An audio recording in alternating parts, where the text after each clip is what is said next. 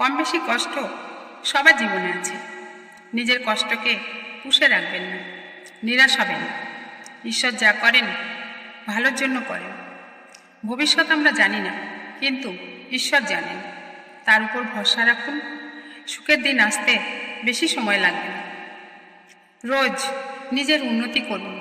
বিন্দু বিন্দু করে নিজেকে সাজান, শেখান, জ্ঞানী করুন। নম্র, ভদ্র, বিনয় করুন। চারপাশের মানুষ আপনাকে দেখে শিখবে কেমন করে যে কোনো পরিস্থিতিতে ভালো থাকতে হয়। অন্যের উপর রাগান্বিত হয়ে বা দুঃখ পেয়ে কোনো সিদ্ধান্ত নিতে নেই। যে কোনো সিদ্ধান্ত ঠান্ডা মাথায় ভাবনা চিন্তা করে নিতে হয়। সিদ্ধান্তের ফলে নিজের লাভ ক্ষতির অঙ্কটা অনুমান করা উচিত। সত্যকে চাপা দেওয়া সাময়িক ব্যাপার, স্থায়ীভাবে চাপা দেওয়া খুব সহজ কাজ নয়।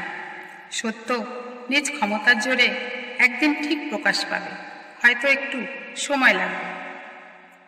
অতিরিক্ত কথা বলা মানুষগুলো আঘাত সহ্য করতে করতে একসময় নীরবতাকে পছন্দ করে ফেলে। কেউ খোঁজ পায় না তাদের বুকে আঘাতের সংখ্যা কত। হিংসা করে কাউকে বড় হতে দেখিনি, উচিত শিক্ষা পেতে দেখেছি। ফন্দি করে কাউকে সুখী হতে দেখিনি, দুঃখ পেতে দেখেছি। অন্যের প্রাপ্য কেড়ে নিয়ে কাউকে ভোগ করতে দেখিনি, মাটিতে মিশে যেতে দেখেছি। কিছু মানুষের পেটে খিদে আছে, ভাতের খুব অভাব। আর কিছু মানুষের ভাত আছে, কারণবশত কেউ খায় না বা কারো খাওয়া বারণ আছে।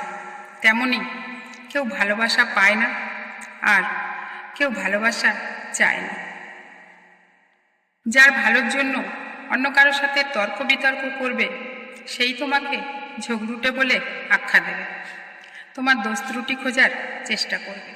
তাই মায়া ভালোবাসা ত্যাগ করে সবসময় ধৈর্য ধরে চুপ থাকুন।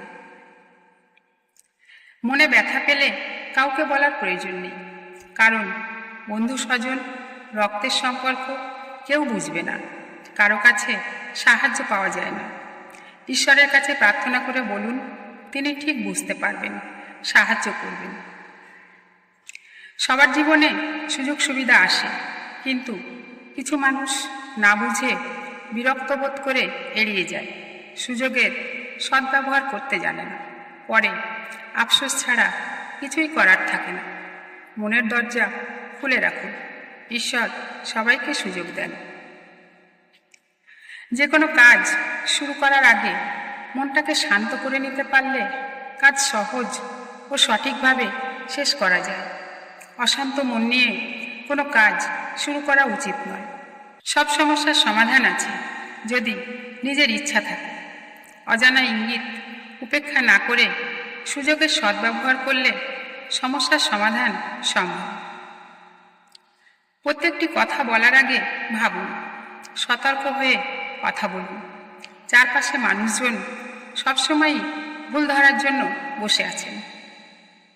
সময়ের বিবর্তনে কত শত স্বপ্ন আর শখগুলো অনেক অনেক দূরে চলে যায়, ধরা ছোঁয়ার বাইরে।